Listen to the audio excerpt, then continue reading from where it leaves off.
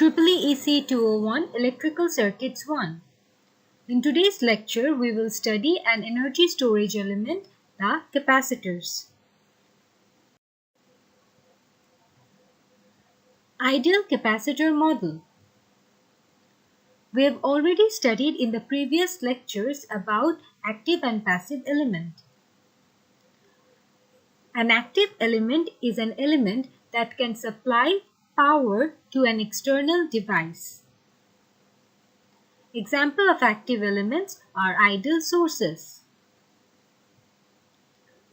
A passive element is an element that cannot supply power to any external device. Example of passive elements would be resistors. We now introduce a new passive circuit element known as the capacitor, whose electric circuit symbol is this one.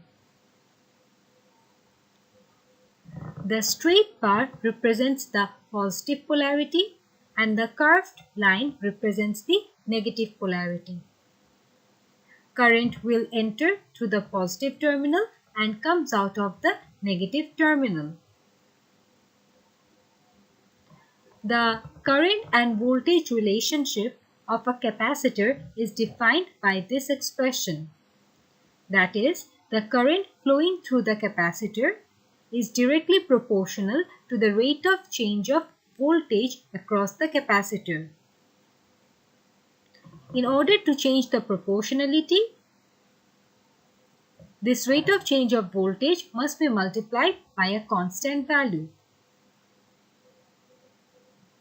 That constant value is known as the capacitance of the capacitor and represented by the symbol C. Hence, I equals C times dV by dt.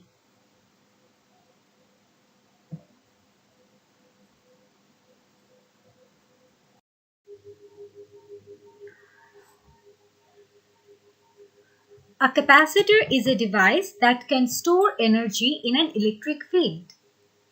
When a capacitor is connected to a source, that is a voltage supply, the capacitor gets charged up to the potential of the battery.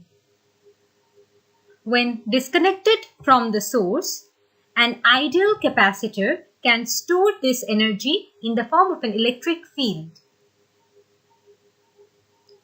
If a charged capacitor is connected to an electric network, then it can act as a source, supplying energy to the network which it has stored during the charging phase. A capacitor functions somewhat like a rechargeable battery.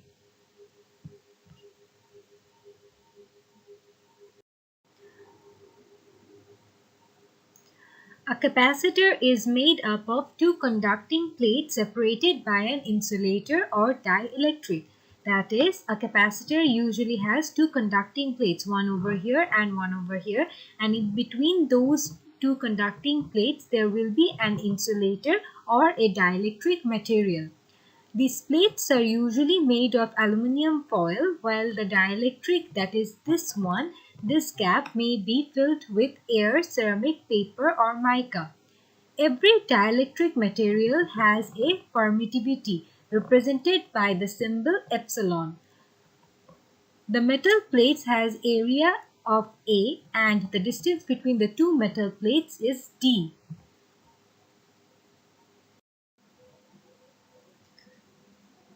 Considering this connection shown over here, when a voltage source is connected to the plates of the capacitor, the source deposits a positive charge on one plate and a negative charge on the other. The capacitor is said to store the electric charge. The amount of charge stored in the plates is represented by Q and is directly proportional to the applied voltage. That is, Q is directly proportional to V. In order to remove the proportionality sign, we introduce the constant of proportionality known as the capacitance of the capacitor. and is represented by the uppercase letter C. Hence, Q equals CV. The unit of capacitance is the farad F. Capacitance is basically a measure of a capacitor's ability to store charge on its plates. In other words, its storage capacity. In addition, the higher the capacitance of a capacitor, the greater the amount of charge stored on the plates for the same applied voltage. Which means that if we keep the applied voltage or the supply voltage constant, then the charge stored on the plates of the capacitor will be directly proportional to the capacitance of the capacitor. In particular, a capacitor has a capacitance of 1 farad if 1 coulomb of charge is deposited on the plates by a potential difference of 1 volt across. 1 coulomb of charge is basically equal to 6.242 into 10 to the power 18 electrons.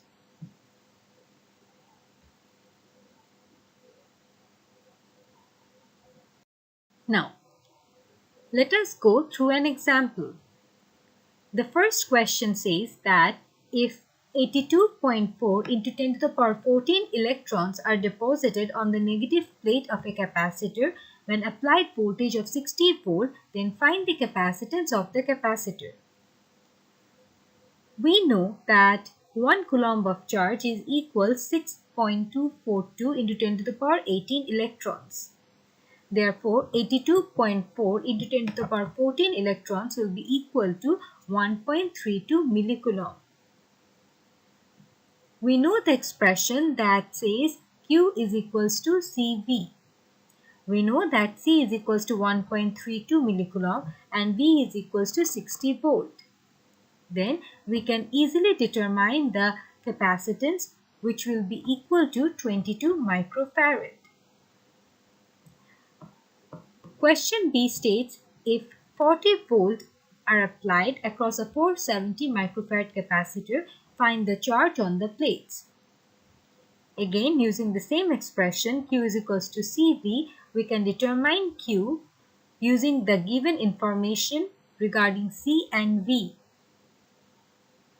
In this case, Q will be equal to 18.8 millicoulomb.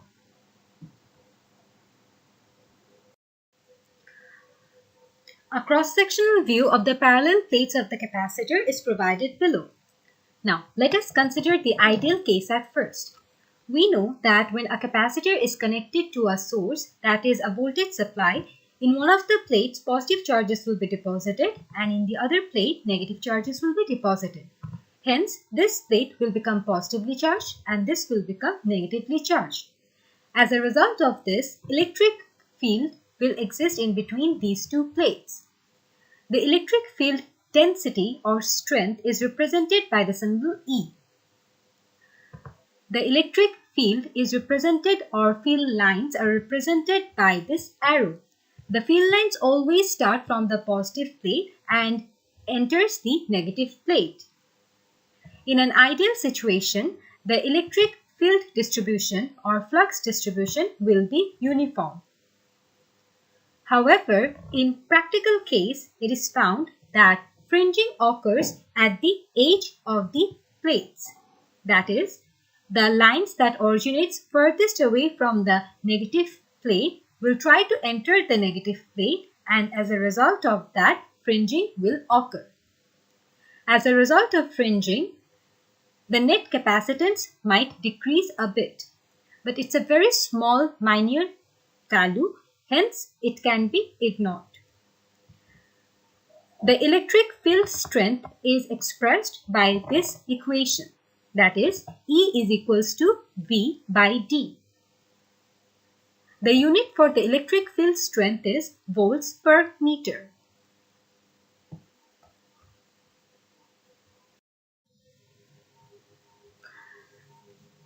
The equation for the electric field strength is determined by two factors, the applied voltage and the distance between the two conducting plates. The amount of charge on the plate or the material of the plate does not have an impact on the electric field strength. However, the material used in between those two conducting plates does have an impact on the capacitance of the capacitor. Different insulating materials will deposit different amount of charge on the plates of the capacitor. These insulating materials are referred to as dielectrics. The term permittivity is applied as a measure of how easily a material permits the establishment of an electric field. In other words, each dielectric material has a certain permittivity. That is a measure how easily the material will allow the establishment of an electric field. The symbol for dielectric material is epsilon. The relative permittivity basically compares the permittivity of a material to that of air and is expressed using the following expression. Epsilon r, which is relative permittivity, equals epsilon by epsilon naught.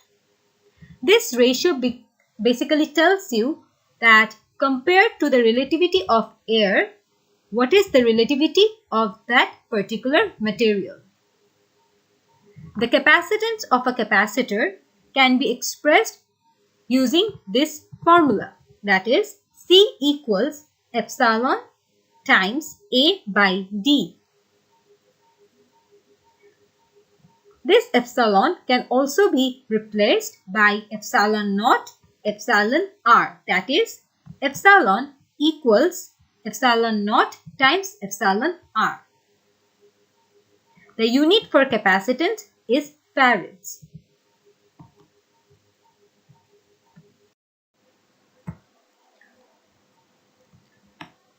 For the capacitor in the figure, we have to determine the capacitance, the strength of the electric field when a potential of 48 volts is applied between the plates, and the charge on each plate. The length and width of the conducting plates is given as 2 inch on each side, and the distance between the two conducting plates is 1 by 32 inch. The dielectric material used in between these two conducting plates is air, and hence the permittivity is given as E naught. The relative permittivity is equals to 1. In order to determine the capacitance, we need to find the distance and area between the plates. Hence, in order to use the SI unit system, at first we have to convert them from inch to meter. Over here we have converted the distance from inch to meter, and over here we have converted the area of cross section from inch to meter. Using the expression for capacitance, which is C equals E naught times ER times A by D, we can determine the capacitance of the capacitor, which is equals to 28.8 picofarad.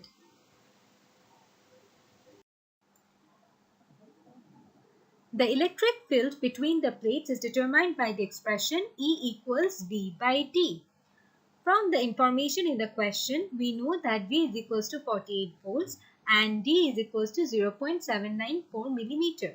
Hence, the electric field strength E will be equal to 60.5 kilovolts per meter. The charge on the plates is determined by the equation E is equals to CV, where C is equals to 28.8 picofarad and V is equals to 48 volts. Hence, Q equals 1.38 nanocoulomb.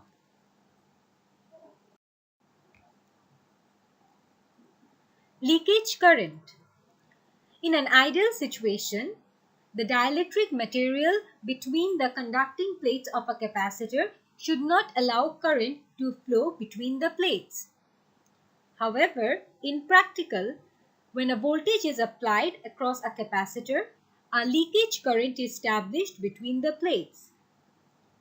This is because dielectric materials are not perfect insulators. They do carry some free electrons in their atomic structure. The leakage current is extremely small. Hence, it will not be taken into consideration during investigation of the following problems.